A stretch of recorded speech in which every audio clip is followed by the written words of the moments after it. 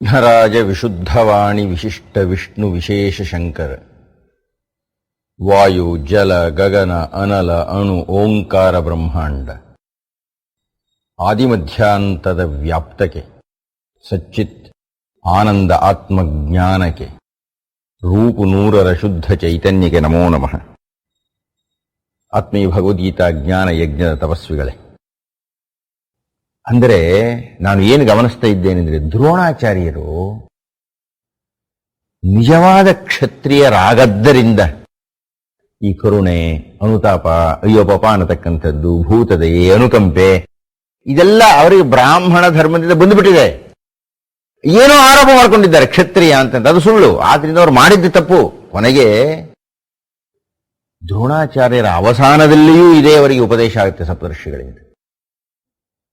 15ನೇ ದಿವಸದ ಯುದ್ಧ, ದ್ರೋಣರಿಗೂ ಅರ್ಜುನನಿಗೂ ಮಹಾಯುದ್ಧ ಆಗ್ತಾ ಇದೆ. ಈಗಾಗಲೇ ನಮ್ಗೆ ಗೊತ್ತಿರುವ ಹಾಗೆ ದ್ರೋಣಾಚಾರ್ಯರಿಂದಲೇ ಅರ್ಜುನ ಪಾಠವನ್ನೆಲ್ಲ ಕಲಿತಿರೋದ್ರಿಂದ ದ್ರೋಣರನ್ನು ಸೋಲಿಸ್ತಕ್ಕಂತಹ ಶಕ್ತಿ ಅರ್ಜುನನಿಗೆ ಇಲ್ಲವೇ ಇಲ್ಲ. ಯಥಾ ಪ್ರಕಾರ ನಮ್ಮ ಕೃಷ್ಣನ ತಂತ್ರ, ಕೃಷ್ಣನ ಸಮಯೋಚಿತ ಮಾರ್ಗದರ್ಶನ ನೋಡಯ್ಯ, ದ್ರೋಣರನ್ನು ಸಾಯಿಸಲಿಕ್ಕಾಗಿಯೇ ಹುಟ್ಟಿದವನು ದೃಷ್ಟದ್ಯುಮ್ನ. ಹಿಂದಿನ ಸಂಚಿಕೆಯಲ್ಲಿ ನಾವು ಮಾತಾಡಿದ್ವಿ. ಭೀಷ್ಮಾಚಾರ್ಯರನ್ನು ಸಾಯಿಸ್ತೀನಿ ಅಂತ ಹೇಳಿ ಪ್ರತಿಜ್ಞೆ ಮಾಡಿದ್ದು ಅಂಬೆ. ಹಾಗೆ ಅಂಬೆ ಪ್ರತಿಜ್ಞೆ ಮಾಡಿದ್ದು ಹುಟ್ಟಿದ್ದು ಶಿಖಂಡಿಯಾಗಿ, ಶಿಖಂಡಿಯಾಗಿ ಹುಟ್ಟಿದ್ದು ದ್ರುಪದ ಮಹಾರಾಜನಿಗೆ.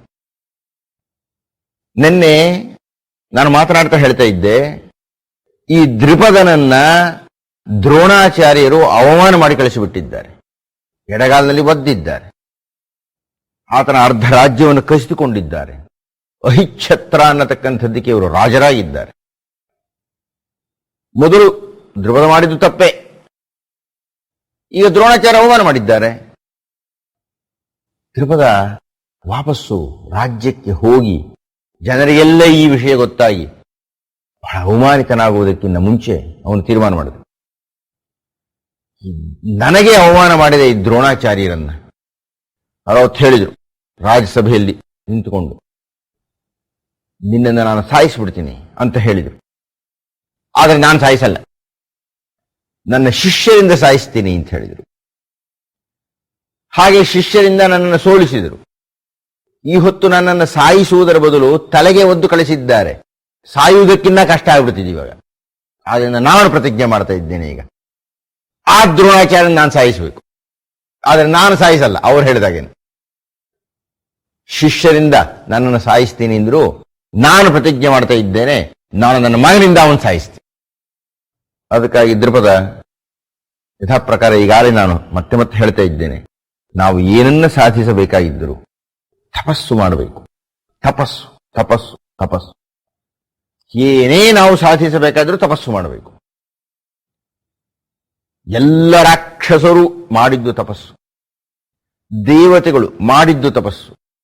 ಯಾರು ಯಾರು ಏನೇನನ್ನು ಮಾಡಬೇಕು ಅನ್ನುವ ಸಂಕಲ್ಪ ಇರ್ತದೆಯೋ ಆ ಸಂಕಲ್ಪ ತೀರ್ಪಾಗಬೇಕಾಗಿದ್ದರೆ, ಆ ಸಂಕಲ್ಪ ಅನುಷ್ಠಾನಕ್ಕೆ ಬರಬೇಕಾಗಿದ್ದರೆ, ಆ ಸಂಕಲ್ಪ ನಿಜ ಆಗಬೇಕಾಗಿದ್ದರೆ, ನಾವು ಯಾವುದನ್ನು ಭಾವಿಸುತ್ತೇವೋ ಆ ಭಾವನೆ ಸತ್ಯವಾಗಬೇಕಾಗಿದ್ದರೆ ನಾವು ತಪಸ್ಸು ಮಾಡಬೇಕು. ದ್ರುಪದ ಮಹಾರಾಜ ಮಾಡಿದ ಸಂಕಲ್ಪ ಬಹಳ ದೊಡ್ಡದು. ಆಗಿನ ಕಾಲದ ಮಹಾ ಶಿಕ್ಷೋಪಾಧ್ಯಾಯರು ದ್ರೋಣಾಚಾರ್ಯರು, ಅವರಿಂದ ಅವನು ಸೋಲಲ್ಪಟ್ಟಿದ್ದಾನೆ. ಅಂತಹ ದ್ರೋಣಾಚಾರ್ಯನ ಸಾಯಿಸ್ತೀನಿ ಅಂತ ಹೇಳ್ತಾ ಇದ್ದಾನೆ. ಅಂಥ ದೊಡ್ಡ ಸಂಕಲ್ಪ ನಿಜ ಆಗಬೇಕಾಗಿದ್ರೆ ತಪಸ್ಸೇ, ಅದು ಬಿಟ್ಟರೆ ಬೇರೆ ದಾರಿನೇ ಇಲ್ಲ. ಅಗ್ನಿಯನ್ನ ಕುರಿತು ಊರಿಗೆ ಹೋಗದೆ ತಪಸ್ಸನ್ನು ಮಾಡದ ಕುಳಿತುಕೊಂಡು ಅಗ್ನಿ ಪ್ರತ್ಯಕ್ಷನಾದ. ಏನು ಬೇಕು ಅಂದ್ರೆ 2 ವರ ಬೇಕಯ್ಯ ನನಗೆ. ಮೊದಲನೆಯ ವರ, ನನಗೆ ಅವಮಾನ ಮಾಡಿದಂತಹ, ನನ್ನ ಅರ್ಧ ರಾಜ್ಯವನ್ನು ಕಿತ್ತುಕೊಂಡಂತಹ, ತನ್ನ ಶಿಷ್ಯರಿಂದ ನನ್ನ ತೇಜೋವಧೆ ಮಾಡಿದಂತಹ ದ್ರೋಣಾಚಾರ್ಯನ ಸಾಯಿಸ್ತಕ್ಕಂಥ ಒಬ್ಬ ಮಗನನ್ನು ಕೊಡು ನೀನು. ಎರಡನೆಯದು, ನಾನು ಅರ್ಜುನನಿಂದ ಅವಮಾನಿತನಾಗಿ ಬಿಟ್ಟಿದ್ದೇನೆ. ಅರ್ಜುನ ನನ್ನ ಹೆಡೆಮುರಿ ಕಟ್ಟಿ ಕರ್ಕೊಂಡು ಹೋಗಿ ಬೀಳಿಸಿದ್ದಾನೆ. ದ್ರೋಣಾಚಾರ್ಯರ ಪಾದದ ಮೇಲೆ. ಏನೇ ಇರಲಿ, ನಾನೇ ಮಹಾರಥಿಕ, ದುರ್ಯೋಧನರನ್ನೆಲ್ಲ ನನ್ನ ತಮ್ಮನೇ ಸೋಲಿಸಿಬಿಟ್ಟ, ತಮ್ಮಂದಿರೇ ಸೋಲಿಸಿಬಿಟ್ಟರು. ಆದರೆ ಈ ಅರ್ಜುನ ನನ್ನ ತಮ್ಮಂದಿರನ್ನೂ ಸೋಲಿಸಿ ನನ್ನನ್ನೂ ಸೋಲಿಸಿ ಕರ್ಕೊಂಡು ಹೋದ್ನಲ್ಲ, ಅವನ ಬಗ್ಗೆ ನಂಗೆ ದ್ವೇಷ ಬರಲಿಲ್ಲ. ಇವಾಗ ಅವನ ಸಾಹಸವನ್ನು ನೋಡಿ ನಂಗೆ ಸಂತೋಷ ಆಗಿಬಿಟ್ಟಿದೆ. ನಮ್ಮ ಕ್ಷಾತ್ರ ಧರ್ಮ ಏನ್ ಹೇಳುತ್ತೆ ಅಂದ್ರೆ, ಯಾರಾದರೂ ಶಕ್ತರಾಗಿರತಕ್ಕಂಥ ವಿರೋಧಿ ಇದ್ರೆ ಏನಾದರೂ ಮಾಡಿ ಅವ್ರನ್ನ ನಮ್ಮ ಜೊತೆ ಸೇರಿಸ್ಕೊಂಡ್ ಬಿಡ್ಬೇಕು, ಅವ ನಾವು ದೊಡ್ಡವರಾಗ್ಬಿಡ್ತೀವಿ. ಅರ್ಜುನನೇ ನನ್ನ ಜೊತೆ ಸೇರ್ಕೊಂಡ್ಬಿಟ್ರೆ ಹೇಗಿರುತ್ತೆ? ಮಹಾಶತ್ರು ಅವನ ಶಿಷ್ಯನೇ ನಾನು ಅಳಿಯ ಮಾಡ್ಕೊಂಡ್ಬಿಟ್ರೆ ಇನ್ನು ದ್ರೋಣಾಚಾರ್ಯದ ಏನ್ ನಡೀತು ನನ್ನ ಹತ್ರ? ಆದ್ದರಿಂದ ಆ ಅರ್ಜುನನನ್ನು ಮದುವೆ ಆಗತಕ್ಕಂಥ ಒಬ್ಬ ಹೆಣ್ಣು ಬೇಕು ನನಗೆ. ಅರ್ಜುನನೇ ನನ್ನ ಅಳಿಯ ಮಾಡ್ಕೊಂಡ್ಬಿಡ್ತೀನಿ ನಾನು. ಅರ್ಜುನನೇ ನನ್ನ ಪಕ್ಷಕ್ಕೆ ಬಂದರೆ, ನನ್ನ ವಿರೋಧಿಯಾಗಿರತಕ್ಕಂಥ ದ್ರೋಣಾಚಾರ್ಯ ಶಿಷ್ಯನೇ ನನ್ನ ಅಳಿಯ ಆಗಿಬಿಟ್ರೆ ಇನ್ನು ದ್ರೋಣಾಚಾರ್ಯ ಅದಕ್ಕಿಂತ ದೊಡ್ಡ ಅವಮಾನ ಏನು? ಆದ್ದರಿಂದ ದ್ರೋಣಾಚಾರ್ಯನ ಸಾಯಿಸ್ತಕ್ಕಂಥ ಒಬ್ಬ ಮಗ, ಅರ್ಜುನನನ್ನ ನನ್ನ ಅಳಿಯನನ್ನಾಗಿ ಮಾಡಿಕೊಳ್ಳುವ ಯೋಗ್ಯತೆ ಇರತಕ್ಕಂಥ ಒಬ್ಬ ಹೆಣ್ಣು, ಒಬ್ಬ ಮಗ ಒಬ್ಬ ಮಗಳು, ಇಬ್ಬರು ಬೇಕಣೆಯ. ಅಸ್ತು. ಯಜ್ಞಕುಂಡದಿಂದ ಇಬ್ಬರು ಉದ್ಭವಿಸಿದರು. ಒಬ್ಬನು ಧೃಷ್ಟದ್ಯುಮ್ನ, ಇನ್ನೊಬ್ಬಾಕೆ ದ್ರೌಪದಿ, ದ್ರುಪದನ ಮಗಳು ದ್ರೌಪದಿ, ಪಾಂಚಾಲಿ ಅಂತ ಆಮೇಲೆ ಕರೆಸಿಕೊಂಡು. ವಾಸ್ತವವಾಗಿ ಆಕೆ ಹೆಸರು ಕೃಷ್ಣೆ ಅಂತ, ಸ್ವಲ್ಪ ಶ್ಯಾಮಲ ವರ್ಣದ ಹೆಣ್ಣು ಆಕೆ, ಮಹಾಸುಂದರಿ.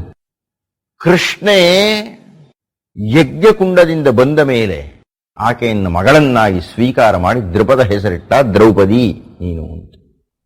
ಕೃಷ್ಣ ಹೇಳ್ತಾ ಇದ್ದಾನೆ ಅರ್ಜುನನಿಗೆ, ಈ ದ್ರೋಣಾಚಾರ್ಯರನ್ನ ಸಾಯಿಸಬೇಕಾಗಿದ್ರೆ ಹಿಂದೆ ಭೀಷ್ಮಾಚಾರ್ಯರ ಮರ್ದನಕ್ಕೆ ಹೇಗೆ ನಾವು ಮತ್ತೊಂದು ಯಂತ್ರವಾಗಿ ಬೊಂಬೆಯಾಗಿ ಶಿಖಂಡಿಯನ್ನು ಮುಂದೆ ಇಟ್ಟುಕೊಂಡುವೋ, ಹಾಗೆ ಧೃಷ್ಟದ್ಯುಮ್ನನ್ನು ಮುಂದಿಟ್ಟುಕೋಬೇಕು ಇವತ್ತು ನಿನ್ನ ರಥದಲ್ಲಿ. ಯಾಕೆಂದ್ರೆ ಅವನಿಗೆ ವರ ಇದೆ, ಹುಟ್ಟಿದ್ದಾನೆ. ಧೃಷ್ಟದ್ಯುಮ್ನ ಹುಟ್ಟಿರೋದೇ ದ್ರೋಣಾಚಾರ್ಯನ ಸಾಯಿಸ್ಲಿಕ್ಕೆ. ಅವನನ್ನ ಮುಂದೆ ಇಟ್ಕೊಂಡು ನೀನು ಯುದ್ಧ ಮಾಡು. ಸರಿ, 15ನೇ ದಿವಸದ ಯುದ್ಧ. ದ್ರೋಣರಿಗೂ ಧೃಷ್ಟದ್ಯುಮ್ನ ಮುಂದೆ ಇಟ್ಟುಕೊಂಡಂತಹ ಅರ್ಜುನನಿಗೂ ಯುದ್ಧ ಆಗ್ತಾ ಇದೆ. ಮತ್ತೆ ಮತ್ತೆ ನಾವು ನೆನಪಿಸಿಕೊಳ್ಳಬೇಕಾದ್ದು, ಇವರೆಲ್ಲರಿಗೂ ಪಾಠ ಹೇಳಿಕೊಟ್ಟಿರತಕ್ಕಂಥವರು ದ್ರೋಣಾಚಾರ್ಯರಾದ್ರಿಂದ ದ್ರೋಣರನ್ನು ಸಾಯಿಸೋದು ಮಹಾ ಕಷ್ಟ, ಸಾಧ್ಯವೇ ಇಲ್ಲ. ಧೃಷ್ಟದ್ಯುಮ್ನೂ ಕಾಯ್ತಾ ಇದ್ದಾನೆ, ಯಾವ ನನ್ನ ಕತ್ತರಿಸ್ಲಿ ಅಂತಲ್ಲ. ಹ್ಯಾಕ್ ಕತ್ತರಿಸೋಕಾಗತ್ತೆ? ಅಷ್ಟು ಸುಲಭವೇ? ದ್ರೋಣಾಚಾರ್ಯನ ಸೋಲ್ಸೋಕಾಗ್ತೇನ್ರಿ? ಮತ್ತೊಂದು ಆಶ್ಚರ್ಯ ಅಂದ್ರೆ, ಮತ್ತೊಂದು ವಿಸ್ಮಯ ಅಂದ್ರೆ, ಧೃಷ್ಟದ್ಯುಮ್ನ ಹುಟ್ಟಿರೋದೇ ದ್ರೋಣಾಚಾರ್ಯರನ್ನ ಸಾಯಿಸಲಿಕ್ಕೆ ಅಂತ ಜಗಜ್ಜನಿತವಾಗಿ ಬಿಟ್ಟಿದೆ. ಆದರೆ ಎಷ್ಟೋ ವರ್ಷಗಳ ಹಿಂದೆ ಆ ಧೃಷ್ಟದ್ಯುಮ್ನ ಬಂದು ದ್ರೋಣಾಚಾರ್ಯನ ಕೇಳ್ತಾನೆ, ಸ್ವಾಮಿ ನನ್ನ ಪಾಠ ಹೇಳ್ಕೊಡಿ ಅಂತ. ಈಗ ಹೇಗಿದೆ ನೋಡಿ, ದ್ರೋಣಾಚಾರ್ಯರು ಯುದ್ಧ ವಿದ್ಯೆಯನ್ನು ಹೇಳ್ಕೊಡ್ತಕ್ಕವರು, ಅವ್ರನ್ನ ಸಾಯಿಸೋಕ್ ಧೃಷ್ಟದ್ಯುಮ್ನ ಹುಟ್ಟಿದ್ದಾನೆ. ಅವನು ದ್ರೋಣಾಚಾರ್ಯ ಹತ್ರಕ್ಕೆ ಬಂದು ಕೇಳ್ತಾ ಇದ್ದಾನೆ, ಪಾಠ ಹೇಳ್ಕೊಡ್ರಿ ನಂಗೆ ಅಂತ. ಯುದ್ಧ ವಿದ್ಯೆ ಹೇಳ್ಕೊಡಿದ್ರೆ ನಾಳೆ ನಿಮ್ಮನ್ನ ಹೇಗೆ ಸಾಯಿಸಬೇಕು ಅಂತ ಹೇಳ್ಕೊಡಿ ಅಂತ ಕೇಳಿದಾಗ ಅವರು ಅದನ್ನೆಲ್ಲ ಬಿಟ್ಟು ಪಾಠ ಮಾಡಿದ್ದಾರೆ. ಅಷ್ಟರ ಮಟ್ಟಿಗೆ ದ್ರೋಣಾಚಾರ್ಯ ದೊಡ್ಡವರೇ. ಅವನು ಬ್ರಾಹ್ಮಣ ಧರ್ಮವನ್ನ ಅನುಸರಿಸಿ ತನ್ನನ್ನು ಯಾರು ಪ್ರಾರ್ಥನೆ ಮಾಡಿ ಬಂದಾರೋ ಪಾಠ ಹೇಳ್ಕೊಟ್ಟಿದ್ದಾನಂತೆ. ಆದರೆ ಮತ್ತೆ ನೆನಪಿಟ್ಟುಕೊಳ್ಬೇಕು, ಧೃಷ್ಟದ್ಯುಮ್ನ ಏನು ಬಾಣ ಪ್ರಯೋಗ ಮಾಡಿದ್ರು ಅವ್ರು ಹೇಳ್ಕೊಟ್ರೋ ಬಾಣಗಳೇ, ಅವರು ಹೊಡೆಯುತ್ತಷ್ಟೇ. ಅದನ್ನ ಅವ್ರಿಗೆ ಗೊತ್ತು ಹೇಗೆ ಕತ್ತರಿಸಬೇಕು ಅಂತ. ಕೃಷ್ಣ ಹೇಳಿದ್ದಾನೆ, ಸ್ವಲ್ಪ ಸುಮ್ಮನೆ ಇರು, ಬಾವಿಸ್ಕೊಂಡಿರೋ ನೀನು, ನಾನು ಸಂದರ್ಭವಂದ ಹೇಳ್ತೀನಿ, ಯಾವಾಗ ಹೋಗಿ ನಿನ್ನ ಹತ್ರಕ್ಕೆ. ಧೃಷ್ಟದ್ಯುಮ್ನ ಕಾಯ್ತಾ ಇದ್ದಾನೆ, ಯಾವನ್ನ ಹೊಡಿಬೇಕು, ಯಾವ ಮಾಡಬೇಕು, ಯಾವ ಬಾಣದಿಂದ ಅವನು ಸಾಯ್ತಾನೆ. ಇಲ್ಲ, ಎಷ್ಟೊತ್ತಾದರೂ ಧೃಷ್ಟದ್ಯುಮ್ನಾಗಲಿ ಅರ್ಜುನನಾಗಲಿ ಮಾಡಿದ ಯಾವುದೇ ಯುದ್ಧಕ್ಕೂ ಧೃಷ್ಟದ್ಯುಮ್ನಾಗಲಿ ಅರ್ಜುನನಾಗಲಿ ಬಿಟ್ಟ ಯಾವುದೇ ಅಸ್ತ್ರಕ್ಕಾಗಲಿ, ಧೃಷ್ಟದ್ಯುಮ್ನ ಅರ್ಜುನನ ಯಾವುದೇ ಅಸ್ತ್ರ ಪ್ರಯೋಗಕ್ಕಾಗಲಿ, ತಂತ್ರಕ್ಕಾಗಲಿ, ಮಂತ್ರಕ್ಕಾಗಲಿ ದ್ರೋಣಾಚಾರ್ಯರು ಮಣಿತಾ ಇಲ್ಲ. ಸಂಜೆ ಆಗ್ತಾ ಇದೆ. ಆಗ ಕೃಷ್ಣ ಯೋಚನೆ ಮಾಡಿದ, ಈ ದ್ರೋಣಾಚಾರ್ಯರು ಮನಸ್ಸಿಟ್ಟು ಏಕಾಗ್ರ ಚಿತ್ತದಿಂದ ಯುದ್ಧ ಮಾಡ್ತಾ ಇದ್ದಾರೆ. ಇವರು ಮನಸ್ಸನ್ನು ಸ್ವಲ್ಪ ಅಲ್ಲಾಡಿಸ್ಬಿಡ್ಬೇಕು. ಯಾವನೋ ಮಹಾಧೈರ್ಯಶಾಲಿ ಇರ್ತಾನೆ, ಅವನು ಸುಮ್ಮನೆ ಹೆದರಿಗೆ ಹುಟ್ಟಿಸ್ಬಿಡೋದು, ಹೀಗಾದ್ರೆ ಹೇಗೆ, ಹಾಗಾದ್ರೆ ಹೇಗೆ ಅಂತ. ಆವಾಗ ಅವನು ಮಾಡೋ ಕೆಲಸದಲ್ಲಿ ಸ್ವಲ್ಪ ಒದ್ದಾಟ ಶುರುವಾಗುತ್ತೆ, ಶೈಥಿಲ್ಯತೆ ಬಂದ್ಬಿಡುತ್ತೆ. ಹೇಗೆ ದ್ರೋಣಾಚಾರ್ಯ ಮನಸ್ಸಿನಲ್ಲಿ ಹೆದರಿಕೆ ಹುಟ್ಟಿಸೋದು? ದ್ರೋಣಾಚಾರ್ಯ ಮನಸ್ಸನ್ನು ಬಾಣ ಬಿಡಬೇಕಾದ್ರೆ ಗಮನ ಇಟ್ಟು ಬಿಡಬೇಕು. ಮನಸ್ಸು ಇನ್ನೆಲ್ಲ ಹೋಗ್ಬಿಟ್ರೆ, ಮನಸ್ಸು ಚಿಂತಿತವಾಗಿ ಬಿಟ್ರೆ, ಅಥವಾ ಮನಸ್ಸು ಹೆದರಿಕೆ ಆಗಿಬಿಟ್ರೆ ಹೇಗೆ ಮನಸ್ಸು ಕೇಂದ್ರೀಕೃತವಾಗುತ್ತೆ? ಹೇಗೆ ಆ ಮಂತ್ರ ಪ್ರಯೋಗ ಆಗಬೇಕು, ಆ ಬಾಣವನ್ನು ಬಿಡಬೇಕಾದ್ರೆ ಅದೆಲ್ಲಿ ನೆನಪಿಗೆ ಬರುತ್ತೆ? ಆಗ ಕೃಷ್ಣ ಹೇಳಿದ, ದ್ರೋಣಾಚಾರ್ಯರಿಗೆ ಒಂದು ದೌರ್ಬಲ್ಯ ಇದೆ. ಒಬ್ಬೊಬ್ಬರಿಗೆ ಒಂದೊಂದು ದೌರ್ಬಲ್ಯ. ಬಹುಶಃ ದ್ರೋಣಾಚಾರ್ಯ ಇರೋ ದೌರ್ಬಲ್ಯ ಎಲ್ಲರಿಗೂ ಇರ್ತದೆ. ಅವರಿಗೆ ಅವನ ಮಗನ ಮೇಲೆ ಅತುರವಾದ ಪ್ರೇಮ, ಅಶ್ವತ್ಥಾಮನ ಮೇಲೆ. ಅಶ್ವತ್ಥಾಮನಿಗೆ ಏನೋ ತೊಂದರೆ ಆಗಿದೆ ಅಂತ ಹೇಳಿಬಿಟ್ರೆ ಅಪ್ಪನ ಮನಸ್ಸು ಸ್ವಲ್ಪ ವಿಚಲಿತವಾಗಿಬಿಡುತ್ತೆ. ಹಾಗೆ ವಿಚಲಿತವಾದಾಗ ಬಾಣವನ್ನ ಕೇಂದ್ರೀಕರಣ ಮಾಡೋಕ್ಕಾಗೋದಿಲ್ಲ. ಅಥವಾ ಅಕಸ್ಮಾತ್ ಬಾಣವನ್ನ ಕೇಂದ್ರೀಕರಣ ಮಾಡಿದ್ರು ಅದಕ್ಕೆ ಮಂತ್ರ ಹೇಳಬೇಕು, ಆಗ ಆ ಬಾಣ ಉದ್ದೇಶದಿಂದ ಹೋಗುತ್ತೆ ನೇರವಾಗಿ. ಇದರ ಬರೀ ಬಾಣ ಹೋದ್ರೆ ಕಚ್ಚಾಕ್ಬಿಡ್ತಾರೆ ಅದನ್ನ. ಯಾವುದೋ ಒಂದು ವಾಯುವ್ಯಾಸ್ತ್ರ ಉದಾಹರಣೆ, ಅಸ್ತ್ರವನ್ನು ಇಟ್ಟು ವಾಯುವ್ಯಾಸ್ತ್ರದ ಮಂತ್ರವನ್ನು ಪಠಣ ಮಾಡಬೇಕು, ಆವಾಗ ಶಕ್ತಿಪೂರ್ತವಾಗಿ ಹೋಗುತ್ತೆ ಇದು. ಅಕಸ್ಮಾತ್ ದ್ರೋಣಾಚಾರ್ಯರು ಬಹಳ ನಿಷ್ಠೆಯಿಂದ ಯುದ್ಧ ಮಾಡ್ತಾ ಇದ್ದಾರಲ್ಲ, ಗಂಭೀರವಾಗಿ ಯುದ್ಧ ಮಾಡ್ತಾ ಇದ್ದಾರೆ, ಅವ್ರ ಮನಸ್ಸನ್ನು ಕೆರೆಸಿಬಿಟ್ರೆ, ಮಗನ ಏನೋ ಆಯ್ತು ಅಂತ ಹೇಳ್ಬಿಟ್ರೆ ಮನಸ್ಸು ಕೆಟ್ಟ ಹೋಗ್ಬಿಡುತ್ತೆ, ಅವ ಮಂತ್ರ ಜ್ಞಾಪಕ ಬರೋದಿಲ್ಲ, ಆವಾಗ ಅವ್ರು ಯುದ್ಧ ಚೆನ್ನಾಗಿ ಮಾಡೋಕ್ಕಾಗೋದಿಲ್ಲ, ಅವಾಗ ನಿಮಗೆ ಯುದ್ಧ ಮಾಡೋಕೆ ಚೆನ್ನಾಗಿರುತ್ತೆ, ಅವಾಗ ಹೊಡೆದಾಕ್ಬೋದು ಆತನ್ನ ಅಂತ ಆತ ಯೋಜನೆ ಮಾಡ್ತಾನೆ. ಆದರೆ ಅಶ್ವತ್ಥಾಮ ಅವನೊಬ್ಬ ಮಹಾವೀರ, ಅವನು ಸಾಯಿಸೋಕ್ಕಾಗತ್ಯೇ? ಅದಿದ್ದು ಕಷ್ಟ. ಜೊತೆಗೆ ಅಶ್ವತ್ಥಾಮ ಸಾಯದವನು, ಅವನು ಸಪ್ತ ಸ್ಥಿರಂಜೀವಿಗಳಲ್ಲಿ ಒಬ್ಬಾತ, ಅವನು ಸಾವೇ ಇಲ್ಲ, ಅವನು ಹೇಗೆ ಸಾಯಿಸೋದು? ಆದ್ದರಿಂದ ಕೃಷ್ಣ ಹೇಳಿದ, ನೋಡ, ಯುದ್ಧ ಮಾಡ್ತಾ ಇದ್ದಾಗ ಸುಳ್ಳು ಹೇಳಿದ್ರೆ ಏನು ತಪ್ಪಿದೆ ನಾವು ಸತ್ತ ಅಂತ ಹೇಳ್ಬಿಡೋಣ. ಸರಿ, ಸತ್ತ ಅಂತ ಹೇಳಿದ್ರೆ ನಂಬೇಕಲ್ಲಯ್ಯ ಅಂತಂದ್ರು ಅವನು. ಆದ್ರೆ ಸತ್ತ ಅಂತ ಹೇಳಿದ್ರೆ ಒಬ್ಬನು ಹೇಳಿದ್ರೆ ನಂಬ್ತಾನ ಕಣಯ್ಯ, ಹೆಸರೇ ಧರ್ಮರಾಯ. ಧರ್ಮರಾಯ ಹೇಳಿಬಿಟ್ರೆ, ಅಶ್ವತ್ಥಾಮ ಸತ್ತ ಅಂತ ಹೇಳಿಬಿಟ್ರೆ ಅವನು ಸುಳ್ಳು ಹೇಳಲ್ಲ, ಸುಳ್ಳೇ ಹೇಳದ. ಧರ್ಮರಾಯ ಏನಾದ್ರೂ ಆ ಮಾತು ಹೇಳಿದ್ರೆ ದ್ರೋಣಾಚಾರ್ಯ ನಂಬಿಬಿಡ್ತಾರೆ, ನಂಬಿಬಿಟ್ಟು ಯುದ್ಧ ಮಾಡೋ ಸ್ವಲ್ಪ ಕುಂಠಿತವಾಗುತ್ತೆ, ಆವಾಗ ಅವನು ಸೋಲಿಸಬಹುದು. ನಾನ್ ಹೇಳಲ್ಲಪ್ಪ ಅಂದ ಧರ್ಮರಾಯ.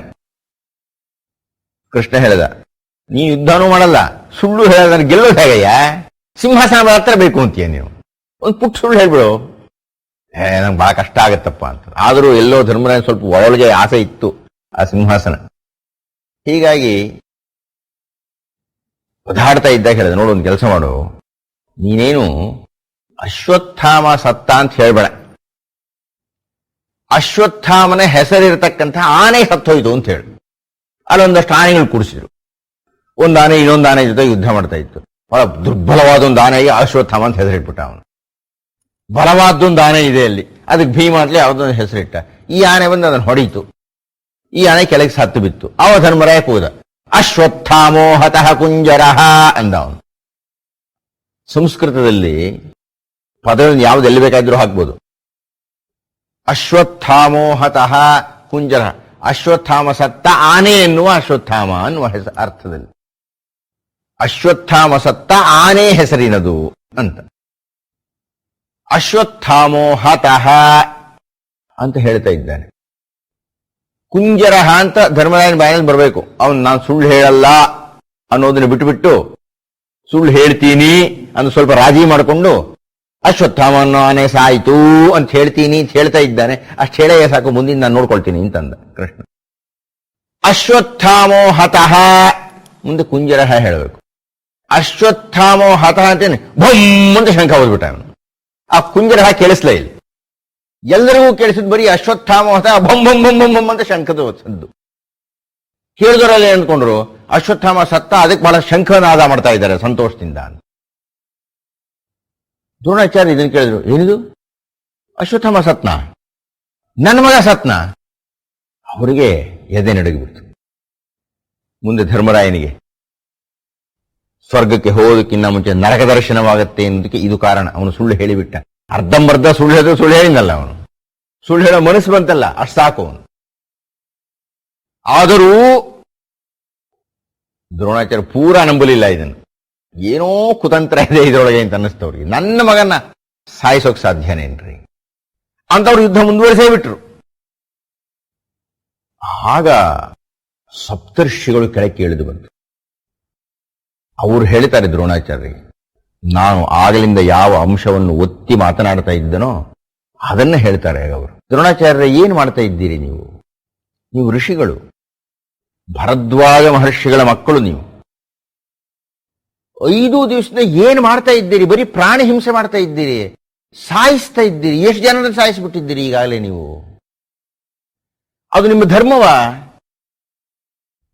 ಬ್ರಾಹ್ಮಣೀಯ ಧರ್ಮದಲ್ಲಿ ಅಹಿಂಸೆಗೆ ಪ್ರಧಾನ. ಮುಂದೆ ಕೃಷ್ಣ ಬ್ರಾಹ್ಮಣನ ಧರ್ಮಗಳು ಏನು ಅಂತ ಪಟ್ಟಿ ಮಾಡಿದಾಗ ಭಗವದ್ಗೀತೆಯ 18ನೇ ಅಧ್ಯಾಯದಲ್ಲಿ ಅಹಿಂಸಾ ಸತ್ಯಮಸ್ತೇಯ ಅಂತ ಶುರು ಮಾಡ್ತಾನೆ. ಬ್ರಾಹ್ಮಣನ ಮೊಟ್ಟ ಮೊದಲನೇ ಧರ್ಮ ಏನಯ್ಯ ಅಂದ್ರೆ ಅಹಿಂಸಾ. ಹಿಂಸೆ ಮಾಡಕೂಡದು. ನೀವೇ ಮಾಡ್ತಾ ಇದ್ದೀರಿ. ದ್ರೋಣಾಚಾರ್ಯ ಅಂತ ಹೆಸರಿಟ್ಕೊಂಡು ಬಿಟ್ಟಿದ್ದೀರಿ.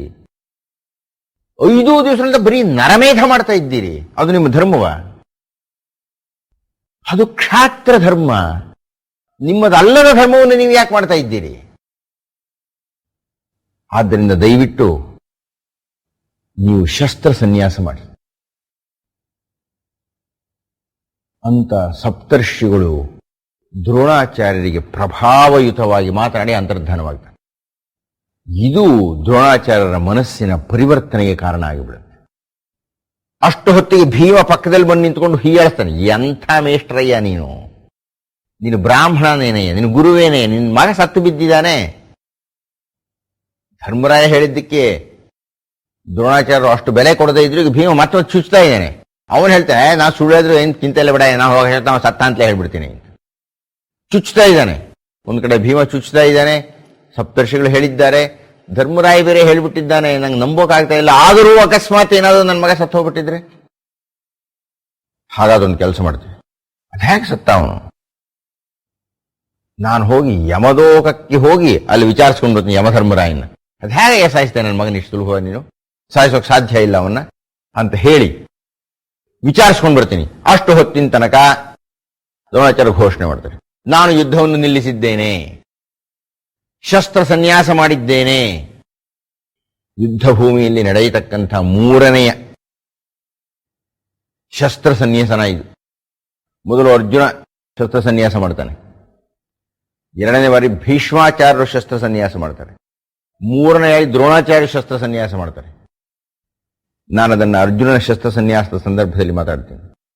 ಶಸ್ತ್ರ ಸನ್ಯಾಸವನ್ನು ಮಾಡಿಬಿಟ್ಟಿದ್ದಾರೆ, ಘೋಷಣೆ ಮಾಡಿದ್ದಾರೆ, ಯುದ್ಧದಿಂದ ನಾನು ಈಗ ವಿಮುಖನಾಗಿದ್ದೇನೆ ಅಂತ ಹೇಳಿ ರಥದ ಹಿಂಭಾಗಕ್ಕೆ ಬಂದು ಪದ್ಮಾಸನದಲ್ಲಿ ಕುಳಿತು ತಮ್ಮ ಆತ್ಮವನ್ನ ಯಮಲೋಕದ ಕಡೆಗೆ ಪ್ರಯಾಣ ಮಾಡಿಸ್ತಾರೆ. ನೋಡ್ಕೊಂಡು ಬರೋಣ ಅಶ್ವತ್ಥಾಮ ಎಲ್ಲಿದ್ದಾನೆ ಯಮಲೋಕದಲ್ಲಿ, ವಿಚಾರಿಸ್ಕೊಂಡು ಬರ್ತೀನಿ ನಾನು. ಅದುವರ ತನಕ ನನ್ನ ಜೊತೆ ಯಾರು ಯುದ್ಧ ಮಾಡಬೇಡಿ, ನಾನು ಯುದ್ಧ ಮಾಡೋದಿಲ್ಲ ಅಂತ ಪದ್ಮಾಸನ ಕೂತ್ಕೊಂಡ್ಬಿಟ್ಟಿದ್ದಾರೆ. ಯೋಗಾಭ್ಯಾಸಿಯಾಗಿದ್ದಾರೆ, ಯೋಗ ಶಕ್ತಿಯಿಂದ ಯಮಲೋಕಕ್ಕೆ ಹೋಗಿದ್ದಾರೆ. ಕೃಷ್ಣ ಹೇಳಿದ, ಧೃಷ್ಟದ್ಯುಮ್ನ ಈಗ ನಿನ್ನ ಕೆಲಸ ಅಂತಂದು. ನೋಡು, ದ್ರೋಣಾಚಾರ್ಯ ಕೈನಲ್ಲಿ ಏನು ಯುದ್ಧ ಮಾಡತಕ್ಕಂಥ ಉಪಕರಣ ಇಲ್ಲ, ಕತ್ತಿಯೂ ಇಲ್ಲ, ಗದೆಯೂ ಇಲ್ಲ, ಬಿಲ್ಲು ಇಲ್ಲ, ಬಾಣವೂ ಇಲ್ಲ. ಈಗ ಬೇಕಾದ್ರೆ ನಿನ್ನ ಪ್ರತಿಜ್ಞೆ ನೀನು ನೆರವೇರಿಸ್ಕೊ. ಆದರೆ ಇದು ಎಷ್ಟರ ಮಟ್ಟಿಗೆ ನ್ಯಾಯ? ಕೃಷ್ಣ ಆಮೇಲೆ ನ್ಯಾಯ ಕಾರಣ ಕೊಡ್ತಾನೆ, ಆ ಮಾತು ಬೇರೆ. ಧೃಷ್ಟದ್ಯುಮ್ನ ಅಲ್ಲಿಯ ತನಕ ಸುಮ್ಮನೆ ಇದ್ದವನು ತಕ್ಷಣ ರಥದಿಂದ ಧುಮುಕಿ ಹೋಗಿ ದ್ರೋಣಾಚಾರ್ಯ ಕುತ್ತಿಗೆ ಕತ್ತರಿಸ್ತೀನಿ ಅಂತ. ದ್ರೋಣಾಚಾರ್ಯ ಪಾಪ ಅವ್ರ ಪಾಡವರು ಕೂತ್ಕೊಂಡ್ಬಿಟ್ಟಿದ್ದಾರೆ, ಯುದ್ಧ ಮಾಡ್ತಾ ಇಲ್ಲ. ಈಗ ಅರ್ಜುನ ಕೂತ, ಬೇಡ ಬೇಡ ಬೇಡ ಬೇಡ ಬೇಡ, ನಮ್ಮ ಮೇಷ್ಟ್ರ ಕಡೆ ಅವರು ಬ್ರಾಹ್ಮಣರು ಬೇರೆ, ಅವರು ಕೈನಲ್ಲಿ ಏನು ಇಟ್ಕೊಂಡು ಈಗಲೇ ಕತ್ತರಿಸ್ತೀಯಲ್ಲ ಅಂತ. ಧೃಷ್ಟದ್ಯುಮ್ನ ಹೋಗಿ ಅವನ ತಲೆಯನ್ನು ಕತ್ತರಿಸಿ ದೇಹವನ್ನು ಸೀಳು ಮಾಡಿ ಎಸ್ತು ಬಿಡ್ತಾನೆ.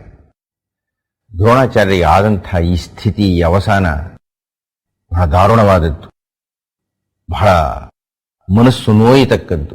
ಆದರೆ ಅವರು ನಡೆದುಕೊಂಡು ಬಂದ ದಾರಿಯಲ್ಲಿ ಅವರು ಧರ್ಮವನ್ನ ತಿರುಚಿದ ಸಂದರ್ಭದಲ್ಲಿ ಅಷ್ಟೇ ಅಲ್ಲ, ಭೀಷ್ಮಾಚಾರ್ಯರ 10 ದಿವಸಗಳ ಯುದ್ಧದಲ್ಲಿ ನಡೆಯದ ಅಧರ್ಮವೆಲ್ಲ ದ್ರೋಣಾಚಾರ್ಯ ಕಾಲದಲ್ಲಿ ನಡೆದು ಬಿಡುತ್ತೆ.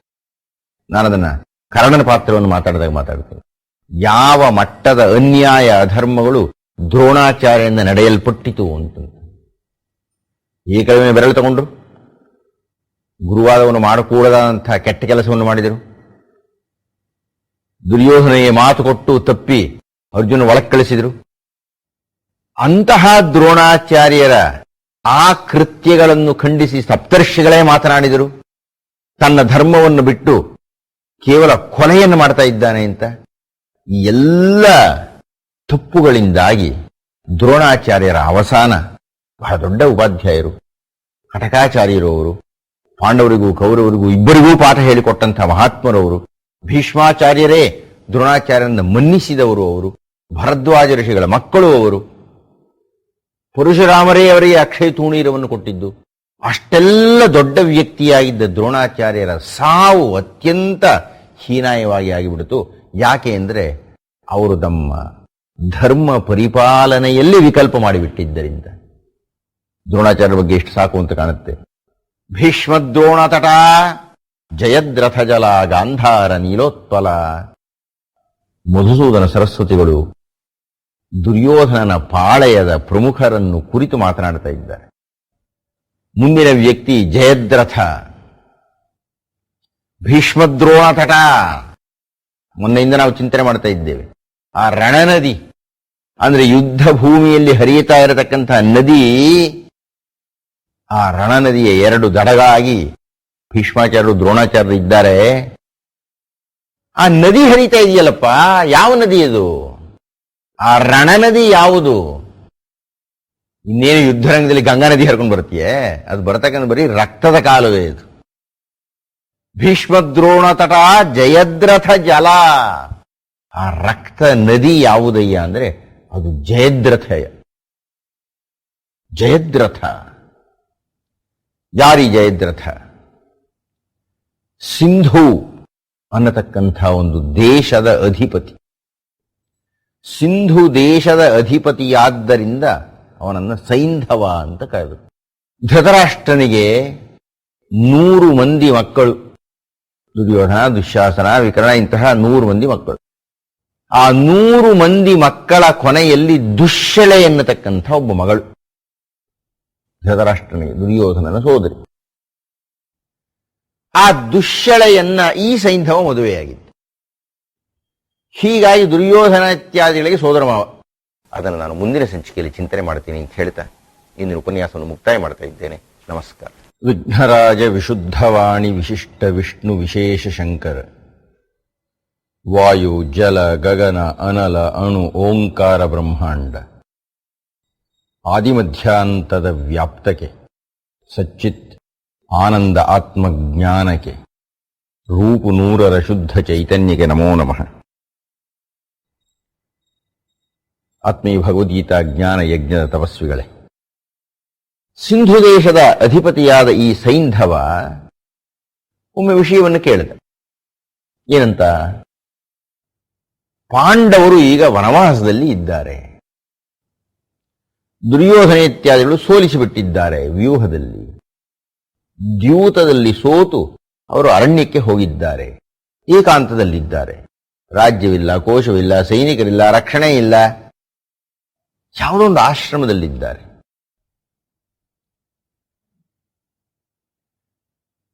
ಈ ಸೈಂಧವನಿಗೆ, ಈ ಜಯದ್ರಥನಿಗೆ ಆ ದ್ರೌಪದಿ ಮೇಲೊಂದು ಕಣ್ಣಿತ್ತು ಮೊದಲಿಂದಲೂ. ಅವಳು ಸ್ವಯಂವರ, ಅವಳ ಕಾಲದಲ್ಲಿ ದ್ರೌಪದಿ ಮಹಾಸುಂದರಿ, ಕೃಷ್ಣ ಸುಂದರಿಯವಳು. ಅವಳನ್ನು ಬಯಸದವರೇ ಇಲ್ಲ. ಅವಳನ್ನು ಮದುವೆ ಆಗಬೇಕು ಅಂತಲೂ ಜಯದ್ರಥನಿಗೆ ಇಷ್ಟ ಇತ್ತು, ಆದರೆ ಯೋಗ್ಯತೆ ಇರಲಿಲ್ಲ. ದುರ್ಯೋಧನೂ ಪ್ರಯತ್ನ ಪಟ್ಟವನೇ, ಕರ್ಣನೂ ಪ್ರಯತ್ನ ಪಟ್ಟವನೇ ದ್ರೌಪದಿಯನ್ನು ಮದುವೆ ಆಗಬೇಕು ಅಂತ. ಆದರೆ ಯಾರಿಗೂ ಮತ್ಸ್ಯಯಂತ್ರವನ್ನು ಭೇದನ ಮಾಡಲಿಕ್ಕೆ ಆಗದೇ ಇರೋ ಕಾರಣದಿಂದ ಯಾರಿಗೂ ಅವಳು ಸಿಗಲಿಲ್ಲ. ಸೈಂಧವನು ನೋಡ್ತಾ ಸುಮ್ಮನೆ ಇದ್ದ, ಅವರಿಗೆ ಆಗಲಿಲ್ಲ, ನನಗೆ ನೆಲೆ ಆಗುತ್ತೆ ಅಂತ. ಆದರೆ ಈಗ ಅವನು ಒಂಥರ ಆಶೆ ಹುಟ್ಟು. ಯಾರೂ ಇಲ್ಲವಂತೆ, ಸಹಾಯವೇ ಇಲ್ಲವಂತೆ, ಏಕಾಂಗಿಯಾಗಿರ್ತಾರೆ ಆಶ್ರಮದಲ್ಲಿ, ಯಾರೂ ಇಲ್ಲದೆ ಅವಳು ಹಾರಿಸ್ಕೊಂಡು ಬಂದ್ರೆ ಹೇಗಿರುತ್ತೆ ಅಂತ ಯೋಚನೆ ಮಾಡಿದ. ಯೋಚನೆ ಮಾಡಿ ತನ್ನ ಸೈನ್ಯವನ್ನು ತಗೊಂಡು ಪಾಂಡವರು ಇದ್ದ ಆಶ್ರಮವನ್ನು ಹುಡುಕಿ ಹೊರಟಿದ್ದಾನೆ. ಅಲ್ಲಿರೋ ಋಷಿಗಳೆಲ್ಲ ಹೇಳಿದರು ಪಾಂಡವರ ಆಶ್ರಮದಲ್ಲಿದ್ದಾರೆ ಅಂತ ಹೇಳಿದರು. ಸೈನಿಕರ ಜೊತೆಗೆ ಹೋದ, ದೂರದಿಂದ ನೋಡಿದ. ಅವನು ಭೀಮನ್ ನೋಡ ಹೆದರಿಕೆ ಆಗ್ಬಿಡ್ತ ಅವನಿಗೆ. ಓ, ಇವನ್ನ ಎದುರಿಸೋಕಾಗುತ್ತೇನೆ ನನಗೆ. ಅವನು ಯೋಜನೆ ಮಾಡಿದ. ಮಂತ್ರಿಗಳನ್ನು ಕೂಡಿಸಿಕೊಂಡು ಏನು ಮಾಡಬೇಕು, ಆ ದ್ರೌಪದಿಯನ್ನು ಹಾರಿಸ್ಕೊಂಡು ಹೋಗ್ಬೇಕಾಗಿದ್ದರೆ ಅದು ಇವರೆಲ್ಲ ಕಾವಲಿರ್ತಾರೆ, ಸೈನಿಕರ ಬೇಡ, ಭೀಮನ್ ತೋಳ್ ತಟ್ಕೊಳಕಾಗತ್ತ ನನಗೆ, ಅರ್ಜುನ ಬಾಣ ತಟ್ಕೊಳ್ಳೋದಕ್ಕಾಗತ್ತ. ಆದ್ದರಿಂದ ಏನು ಮಾಡಬೇಕು ಅಂದ್ರೆ ಏನಾದರೂ ಸಂಧಾನ ಮಾಡಿ ದ್ರೌಪದಿಯನ್ನು ಒಲಿಸಲಿಕ್ಕೆ ಸಾಧ್ಯ ಆಗತ್ತಾ? ಪೆದ್ದಣ್ಣ ಯಾರಿಗೆ ಒಲಿತಾಳು ದ್ರೌಪದಿ? ಎಲ್ಲರೂ ಇಲ್ಲದೆ ಇದ್ದಾಗ ಒಂದಷ್ಟು ಆಭರಣಗಳನ್ನ, ಒಂದಷ್ಟು ವಸ್ತ್ರಗಳನ್ನ, ಸುಗಂಧ ದ್ರವ್ಯಗಳನ್ನ, ಹಣ್ಣುಗಳನ್ನ, ತಿಂಡಿಗಳನ್ನ ಕೊಟ್ಟು ಕಳಿಸ್ತಾ ಲಂಚ. ಯಾರು ಭೀಮ ಅರ್ಜುನ ಯಾರು ಇಲ್ಲದೆ ಇದ್ದಾಗ ದ್ರೌಪದಿ ಒಬ್ಬಳೇ ಇದ್ದಾಗ ತಗೊಂಡು ಕೊಟ್ಬಿಡಿ, ಅವಳಿಗೆ ಕೊಟ್ಬಿಟ್ಟು ಹೇಳಿ ನಿಮ್ಮ ಮೈದನ ಬಂದಿದ್ದಾನೆ, ನಿಮ್ಮನ್ನು ನೋಡ್ಬೇಕಂತೆ ಅಂತ ಹೇಳಿ ಅವಳು ಅದನ್ನು ನೋಡ್ತಿದ್ದಾಗ ಹೇಳಿದ್ಲು, ನಮ್ಮ ಯಜಮಾನ್ರಿಲ್ಲ, ನನಗೆ ಯಾಕೆ ತಂದು ಕೊಡ್ತಾ ಇದ್ದೀರಿ ಅಂತಂದು ಅವಳು. ನಿಮ್ಮ ಯಜಮಾನ್ರಿಗೂ ಕೊಡ್ತಾರಮ್ಮ, ಬಹಳ ನಿಮ್ಮನ್ನು ತುಂಬಾ ಇಷ್ಟಪಟ್ಟಿದ್ದಾರೆ, ಬಹಳ ದೊಡ್ಡವರು ನಮ್ಮ ಯಜಮಾನರು, ದಯವಿಟ್ಟು ತಗೋಬೇಕಂತೆ. ಅವಳು ಬೈದು ಕಳಿಸಿಲ್ಲ, ಹೆಂಗೆ ಬುದ್ಧಿಗಿದ್ದಿದೆಯಾ ನಿಂಗೆ, ವಾಪಸ್ ಹೋಗು ಅಂತಂದು. ಅವ್ರು ಬಂದು ಹೇಳಿದ್ರು, ಸ್ವಾಮಿ ಅಷ್ಟು ಸುಲಭವಾಗಿ ದ್ರೌಪದಿ ಒಲಿಯೋ ಆಗಿಲ್ಲ ನಿಮಗೆ ಅಂತ. ಹೌದಾ, ಆಶ್ರಮದಲ್ಲಿ ಯಾರಿದ್ದಾರೆ? ಯಾರೂ ಇಲ್ಲ. ಮತ್ತೆ ನಾನೇ ಬರ್ತೀನಿ, ಹೋಗೇ ಬಿಟ್ಟ. ಅವ್ನು ನೋಡ್ತಿದ್ದೆಯಪ್ಪ, ಅವ್ರು ಋಷಿಗಳೆಲ್ಲ ಓಡೋದ್ರು, ಏನ್ ಮಾಡ್ತಾರೆ ಸೈನ್ಸ್ ಹೋದ್ರೊಳು ಕೈ ಹಿಡ್ಕೊಂಡ್ಬಿಟ್ರೆ, ಏನೇ ಇದು ನೀನ್ ನನ್ನ ಮೈದನ ಆದ್ರೆ ಏನಂತೆ, ಎಲ್ಲರೂ ಮದುವೆ ಆದಾಗ ಒಬ್ಬನಿಗೆ ಮದುವೆ ಆಗಿದೆಯಾ, 5 ಜನ ಮದುವೆ ಆಗಿದೆಯಾ, ಬಾ ನನ್ನ ಜೊತೆಗೆ ಅಂತಂದ ಹೇಳ್ಕೊಂಡು ಹೋಗೇ ಬಿಟ್ಟ. ಅವನು ಕರ್ಕೊಂಡು ರಥದಲ್ಲಿ ಕೂಡಿಸ್ಕೊಂಡ್ಬಿಟ್ಟ, ಓಡ್ತಾ ಇದ್ದಾನೆ. ಇಲ್ಲಿ ಪಾಪ ಋಷಿಗಳು ಪಾಂಡವರನ್ನು ಕೂಗ್ತಾ ಇದ್ದಾರೆ. ಕೊನೆ ಎಲ್ಲ ಬಂದ್ರು, ಯಾಕೆ ಕೂಗ್ತಾ ಇದ್ದೀರಿ ಅಂದ್ರು. ಏನ್ ಮಾಡೋದು, ರಾವಣ ಸೀತೆಯನ್ನು ಕರ್ಕೊಂಡು ಹೋಗಿ ದ್ರೌಪದಿನ ಎತ್ಕೊಂಡು ಬಿಟ್ಟಿದ್ದಾನೆ. ಇವನು ನಿಮ್ಮಲ್ಲಿ ಯಾರಾದ್ರೂ ಹೋಗಿ ಬಿಡಿಸ್ಕೊಂಡು ಬರ್ಬೇಕಷ್ಟೇನೆ. ಅರ್ಜುನ ಭೀಮ ಇಬ್ಬರು ರಥವನ್ನು ಹತ್ತಿದ್ರು, ಹಿಂದೆ ಹೋದ್ರು. ಒಂದಷ್ಟು ದೂರ ಹೋದ್ರೆ ಸಿಕ್ಕಾಕೊಂಬಿಟ್ಟ ಅವನು ಹಿಡ್ಕೊಂಡು ಯಾಳ್ಕೊಂಡು ಬಂದ್ರು. ಅವನು ಕುತ್ತಿಗೆ ಕತ್ತರಿಸ್ತೀನಿ ಅಂತ ಹೋಗಿದ್ದ ಭೀಮ. ಅದನ್ನ ಬೇಡ ಧರ್ಮರಾಯನ ಹತ್ರ ಕರ್ಕೊಂಡು ಬಿಡೋಣ, ಅವನು ಏನಾದ್ರು ಮಾಡ್ಕೊಂಡು ನಮ್ಮ ಅಣ್ಣನ ಕಥೆ ಬಹಳ ಕಷ್ಟ ಅಂತ ಹೋಗಿ ಅವನ್ನ ಧರ್ಮರಾಯನ ಕಾಲ ಮೇಲೆ ಹಾಕಿ, ಯಾಕ ಬಿಗಿಯಾಗಿ ಕಟ್ಟಿದ್ದೀರಿ ಇವನಿಗೆ, ಅವನು ನೊಂದ್ಕೊಳಲ್ವೇ, ದುಶ್ಯಳೆ ನನ್ನ ತಂಗಿ ಅಲ್ವೇ, ನನ್ನ ತಂಗಿ ಗಂಡ ಅಲ್ವೇ, ಇವನು ಹೆಂಡತಿನ ಎತ್ಕೊಂಡು ಬಿಡ್ತಾನೆ, ಅದರ ಕಡೆ ಗಮನ ಇಲ್ಲ ಅವನಿಗೆ, ನಮ್ಮ ಧರ್ಮರಾಯನಿಗೆ. ನನ್ನ ತಂಗಿ ಗಂಡನ ಹೀಗೆ ಮಾಡ್ಬಿಟ್ರೆ ಹೇಗೆ, ನೀ ಸಾಯಿಸ್ಬಿಟ್ರೆ ಅವಳು ವಿಧವೇ ಆಗೋದಿಲ್ವೇ, ಬಿಡು ಮೊದಲು ಕಟ್ಬೇಕಲ್ಲಾನು ಅಂತ. ಆಗ ಭೀಮ ಮಾಡಿದ್, ಯಾವ ಸೀಮೆ ಅಣ್ಣ ಕಣಯ್ಯ, ಯಾವಾಗ ಸಿಟ್ಟು ಮಾಡ್ಕೊಂಡು ಅಡ್ಡ ಅಂತ ಹೇಳ್ತಾ ಇದೀಯ ನೀನು, ನಾನು ಪ್ರತಿಜ್ಞೆ ಮಾಡ್ಬಿಟ್ಟಿದ್ದೇನೆ, ಅವನು ತಲೆ ತೆಗೆದು ಬಿಡ್ತೀನಿ ಅಂತಂತ. ನಿನ್ ಮಾತು ಕೇಳಿ ನಾನು ಬಿಟ್ರೆ ನನ್ನ ಪ್ರತಿಜ್ಞಾ ಭಂಗ ಆಗ್ಬಿಡುತ್ತೆ ಅಂತ ಹೇಳಿ. ಧರ್ಮರಾಯನಿಗೆ ಪಾಪ ಅಯ್ಯೋ ಪಾಪ, ಭೀಮನೇ ಅವನು ಪ್ರತಿಜ್ಞೆ ಉಳಿಸ್ಕೋಬೇಕು ಅಂತ. ಆವಾಗ ಮಧ್ಯದಲ್ಲಿ ಋಷಿಗಳೆಲ್ಲ ಹೇಳಿದರು, ನೀನೇನೆಯ ಪ್ರತಿಜ್ಞೆ ಮಾಡಿರೋದು, ತಲೆಯನ್ನು ತೆಗೀತೀನಿ ಅಂತ ಪ್ರತಿಜ್ಞೆ ಮಾಡಿದ್ದೀಯ. ತಲೆಯನ್ನು ತೆಗೆದ್ರು ಒಂದೇ, ತಲೆ ಮೇಲೆ ಕೂದಲು ತೆಗೆದ್ರು ಒಂದೇ, ತಲೆ ತೆಗೆದ ಹಾಗೆ ಆಗುತ್ತೆ. ಕ್ಷತ್ರಿಯರಿಗೆ, ವೀರರಾಗಿರತಕ್ಕಂಥವ್ರಿಗೆ ತಲೆ ನುಣ್ಣಗೆ ಬೋಳಿಸ್ಬಿಟ್ರೆ ಅದಕ್ಕಿನ್ನ ಅವಮಾನ ಇನ್ನೇನಾಗಬೇಕು, ಆ ಕೆಲಸ ಮಾಡುವಂತ. ಅಹುದೆನುತ ಕಲಿ ಭೀಮ ಮಾಡಿದ ರಹವನದನೇನೆಂಬೆನೈ, ಕೂರಿಹ ಕಠಾರಿಯ ಹೆಣಿಗೆಯಲ್ಲಿ ಬಾಚಿದನು ಸಿರಿಮುಡಿಯ. ಒಂದು ಕಠಾರಿ ತಗೊಂಡು ಹೋಗ್ಲಿ ಬಿಡು, ಅವನು ಕುತ್ತಿಗೆ ಕತ್ತರಿಸೋಕೆ ಅದನ್ನು ಕೂದಲಾದ್ರೂ ಕತ್ತರಿಸಿ ಬಿಡ್ತೀನಿ ಅಂದ್ರೆ ಚೆನ್ನಾಗಿ ಸಿರಿಮುಡಿಯ ಬಾಚಿದನು ಹೆಣಿಗೆಯಲ್ಲಿ. ಈ ಕತ್ತಿಗೆ ಅನ್ನತಕ್ಕಂಥ ಬಾಚನೆಗಿಂದ ಬಾಚಿನಂತೆ ಬೂಡುಗುಂಡಾಗ್ಬಿಡ್ತಾವ. ಒಹಿತ ಶಿರವದಲ ಎನ್ನುತ್ತ ಮಹಿಳೆಯರು ವಿಹಿತಾಂಗುಲಿಯ ಸಂಘಟನೆಯ, ಅವರು ಚಪ್ಪಳೆ ಕೊಂಡು ನಕ್ಬಿಟ್ರಂತೆ ಅದಿರತಕ್ಕಂಥ ಹೆಂಗಸರೆಲ್ಲನು, ಎಷ್ಟು ಸುಂದರವಾಗಿ ಕಾಣಿಸ್ತಾ ಇದೆಯಾ ಗುಂಡಣ್ಣ ಅಂತಂದು. ಅವನಿಗೆ ಮಹಾ ಅವಮಾನ ಆಗ್ಬಿಡ್ತು ಸೈಂಧವನಿಗೆ. ಅವನು ಹೇಗೆ ಗುಂಡಿಟ್ಕೊಂಡು ವಾಪಸ್ ಹೋಗೋದು, ಒಂದು ಕೂದಲು ಬೆಳೆಯೋ ತನಕ ಆದ್ರೂ ಬಚ್ಚಿಟ್ಕೊಂಡಿರ್ಬೇಕಲ್ಲ. ಕೂದಲು ಬೆಳೆಯೋ ತನಕ ಬಚ್ಚಿಟ್ಟುಕೊಂಡಿರುವುದರ ಜೊತೆಗೆ ತಪಸ್ ಮಾಡೋಣ, ಪಾಂಡವರನ್ನು ಸಾಯಿಸ್ತಕ್ಕಂಥ ತಪಸ್ ಮಾಡೋಣ ಅಂತ ತೀರ್ಮಾನ ಮಾಡಿ. ತಪಸ್ಸು ತಪಸ್ಸು ತಪಸ್ಸು ತಪಸ್ಸು, ನಾವು ಏನು ಮಾಡಬೇಕಾದ್ರೂ ತಪಸ್ಸೆ. ಸೈಂಧವ ಅಸ್ತ್ರಗಳಿಗೆ ಆಚಾರ್ಯನಾಗಿರತಕ್ಕ, ಶಸ್ತ್ರಾಸ್ತ್ರಗಳೆಲ್ಲ ಯಾರ ಕೈನಲ್ಲಿ ಇರುತ್ತೋ ಆ ಪರಶಿವನನ್ನು ಕುರಿತು ತಪಸ್ಸು ಮಾಡಿದ್ದ. ಈಶ್ವರ ಪ್ರತ್ಯಕ್ಷ ಆದ. ಸೈಂಧವ ಕೇಳಿದ, ಸ್ವಾಮಿ ನನಗೆ ಪಂಚಪಾಂಡವರನ್ನೂ ಒಂದೇ ದಿವಸದಲ್ಲಿ ಸಾಯಿಸ್ತಕ್ಕಂಥ ವರ ಕೊಟ್ಬಿಡಪ್ಪ. ಈಶ್ವರ ಹೇಳಿದ, ಅಷ್ಟು ಸುಲಭವಾಗಿ ಆ ವರ ಕೊಡ್ಲಿಕ್ಕಾಗಲ್ಲ. ಅವರು ನಿನ್ನಿಂದ ಸಾಯಬೇಕು ಅನ್ನತಕ್ಕಂಥದ್ದು ವಿಧಿಯ ಸಂಕಲ್ಪ ಅಲ್ಲ. ಅವರು ಯಾರಿಂದಲೂ ಸಾಯುವುದಿಲ್ಲ, ಅವರೇ ಬಿಡಬೇಕಷ್ಟೇ ಪ್ರಾಣತ್ಯಾಗ. ಅದ್ರ ಬದಲು ಇನ್ನೇನಾದ್ರೂ ವರ ಕೇಳು. ಹಾಗೆ ಸ್ವಾಮಿ ಇನ್ನೊಂದು ವರ ಕೇಳ್ತೀನಿ, ಅವನು ಸಾಯಿಸ್ತಿದ್ರೆ ಬೇಡ, ಒಂದು ದಿವಸವಾದರೂ ನಾನು ಅವನು ಗೆದ್ದು ಬಿಡ್ಬೇಕು. ಅವರು ನನ್ನನ್ನು ಸೋಲಿಸ್ಕೊಡುದು ಕನಿಷ್ಠ ಒಂದು ದಿವಸ. ಅವನು ನನ್ನ ತಲೆ ಬೋಡಿಸ್ಬಿಟ್ಟಿದ್ದಾನೆ, ಅವನು ತಮ್ಮ ಯಾರೇ ಬರಲಿ ಒಂದು ದಿವಸದ ಮಟ್ಟಿಗೆ ನಾನು ಸೋಲಿಸಬೇಕು, ಅಂಥ ವರ ಕೊಡು.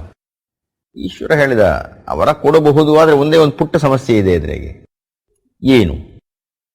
ಒಂದು ಪಾಶುಪತಾಸ್ತ್ರ ಇದೆಯಲ್ಲಪ್ಪ, ಅದನ್ನು ನಾನು ಅರ್ಜುನ ಕೊಟ್ಬಿಟ್ಟಿದ್ದೀನಿ. ಆ ಪಾಶುಪತಾಸ್ತ್ರ ಪ್ರಯೋಗ ಮಾಡಿದ್ರೆ ನನ್ನ ಮಾತು ಕೇಳಲ್ಲ ಅದಾಮೇಲೆ.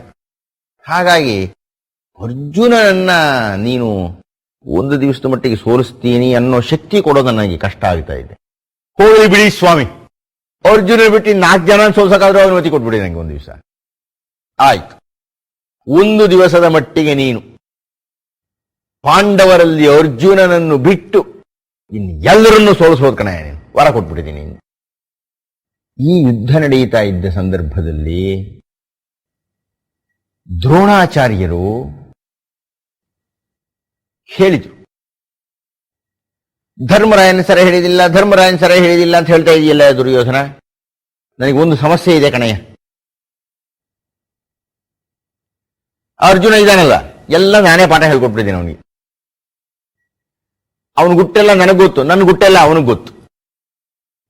ಹೀಗಾಗಿ ಅರ್ಜುನ ಒಬ್ಬನು ಇಲ್ಲದೆ ಇದ್ರೆ ನಾನು ಬೇಕಾಗಿದ್ರೆ ಉಳಿದ ಪಾಂಡವರನ್ನು ಸೋಲಿಸ್ಬಿಡ್ತೀನಿ. ಅಷ್ಟೇ ಅಲ್ಲ, ನಿಯಮ ಏನಾಗಿತ್ತು ಅವಾಗ ಅಂದ್ರೆ, ಯಾರು ಪಾಂಡವರ ಮುಖ್ಯಸ್ಥನಾಗಿದ್ದನೋ ಧರ್ಮರಾಯ, ಹೇಗೂ ಪೆದ್ದಣ್ಣ, ಅವನಿಗಷ್ಟು ಯುದ್ಧ ಶಕ್ತಿ ಇಲ್ಲ ಅವನಿಗೆ, ಅವನ ಸೆರೆ ಹಿಡ್ಕೊಂಡು ಬಂದ್ಬಿಟ್ರೆ ಸಾಕು ಪಾಂಡವರು ಸೋತರು ಅಂತ. ಆದ್ರೆ ಭೀಮಾರ್ಜುನ ಇಬ್ರು ಇದ್ರೆ ಧರ್ಮರಾಯನ ಸೆರೆ ಹಿಡಿಯೋದು ಹಾಗೆ. ಆದ್ದರಿಂದ ದ್ರೋಣಾಚಾರ್ಯರು ಹೇಳಿದ್ರು, ನೋಡಯ್ಯ ದುರ್ಯೋಧನ, ಒಂದು ಕೆಲಸ ಮಾಡು, ಏನಾದರೂ ಮಾಡು, ಏನಾದರೂ ಮಾಡಿ ನೀನು ಅರ್ಜುನನನ್ನ ಯುದ್ಧ ಭೂಮಿಯಿಂದ ಹೊರಗಡೆ ಕಳಿಸ್ಬಿಡು. ಇದು 4 ಜನ ಬಂದ್ರೆ ಬರಲಿ, ಅವ್ರನ್ನ ನಾನು ನೋಡ್ಕೊಳ್ತೀನಿ, ಆವಾಗ ಧರ್ಮರಾಯನ ಸೆರೆ ಹಿಡ್ತಾನೆ ಕೊಟ್ಬಿಡ್ತೀನಿ ನಿಂಗೆ ಅಂತ ಹೇಳಿ.